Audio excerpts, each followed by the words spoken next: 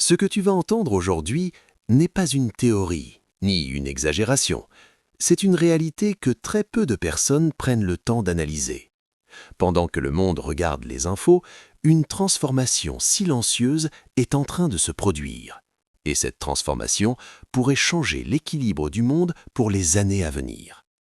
La vraie question n'est plus de savoir s'il y a des guerres, mais de comprendre si ces guerres sont en train de se connecter entre elles. Depuis 2022, l'attention mondiale est focalisée sur la guerre en Ukraine, un affrontement direct entre la Russie et l'Ukraine. Ce conflit, qui devait être rapide selon certains analystes, s'est transformé en une guerre longue, complexe et surtout très différente des guerres traditionnelles. Ici, ce ne sont pas seulement des soldats qui s'affrontent, mais des technologies, des stratégies modernes et une guerre d'usure qui teste la résistance de chaque camp. Pendant que cette guerre continue, une autre tension majeure s'intensifie au Moyen-Orient. L'Iran, les États-Unis et Israël se retrouvent dans une situation extrêmement fragile. Les frappes, les réponses militaires et les démonstrations de force se multiplient. Chaque action entraîne une réaction et chaque réaction rapproche un peu plus la région d'une escalade incontrôlable. Mais ce qui rend la situation actuelle particulièrement dangereuse, c'est que ces conflits ne sont plus totalement isolés. Ils commencent à former un réseau. Par exemple, l'Iran est souvent associé au soutien technologique et militaire de la Russie, notamment avec l'utilisation de drones dans le conflit ukrainien. De l'autre côté, les États-Unis soutiennent activement l'Ukraine, tout en étant impliqués dans les tensions avec l'Iran. Ce jeu d'alliance crée une structure complexe, où plusieurs puissances s'opposent indirectement sans se déclarer officiellement en guerre totale. Ce type de configuration n'est pas nouveau dans l'histoire. Avant la Première Guerre mondiale, le monde était déjà rempli d'alliances, de tensions régionales et de conflits localisés. Ce n'est pas un seul événement qui a déclenché la guerre mondiale, mais une accumulation de situations instables qui ont fini par exploser. Aujourd'hui, certains signes peuvent sembler similaires, même si le contexte est différent. La différence majeure, c'est la vitesse et la technologie. Les conflits modernes ne se limitent plus au champ de bataille.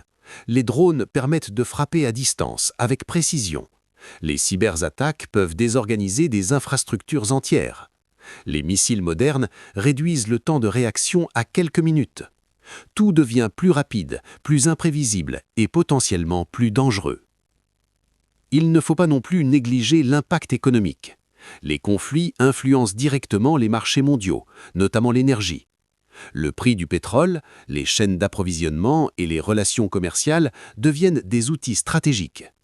La guerre ne se joue plus uniquement avec des armes, mais aussi avec l'économie et l'influence. Dans ce contexte, il devient difficile de définir clairement ce qu'est une guerre mondiale aujourd'hui. Il ne s'agit plus forcément d'un conflit global déclaré, mais plutôt d'un ensemble de tensions connectées impliquant plusieurs grandes puissances dans différentes régions du monde. Ce modèle de conflit est plus discret, mais tout aussi significatif. Le monde actuel est profondément interconnecté. Une crise en Europe peut affecter le Moyen-Orient, et une tension au Moyen-Orient peut avoir des conséquences globales. Cette interconnexion amplifie les effets de chaque conflit et augmente les risques d'escalade. La question importante n'est donc pas simplement de savoir qui va gagner tel ou tel conflit. Elle est beaucoup plus large. Il s'agit de comprendre dans quel type de système mondial nous évoluons. Un système où les conflits sont multiples, liés entre eux et parfois difficiles à identifier dans leur ensemble. Nous sommes peut-être entrés dans une nouvelle forme de guerre. Une guerre fragmentée, stratégique et souvent invisible pour le grand public.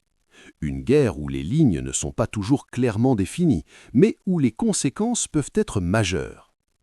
Si tu veux aller plus loin dans ce type d'analyse, comprendre les stratégies, les alliances et les réalités derrière les conflits actuels, abonne-toi maintenant.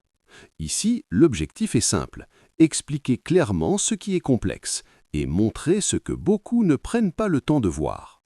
Et toi, dis-moi en commentaire, penses-tu que ces conflits sont encore séparés ou qu'ils font déjà partie d'un même système plus global ?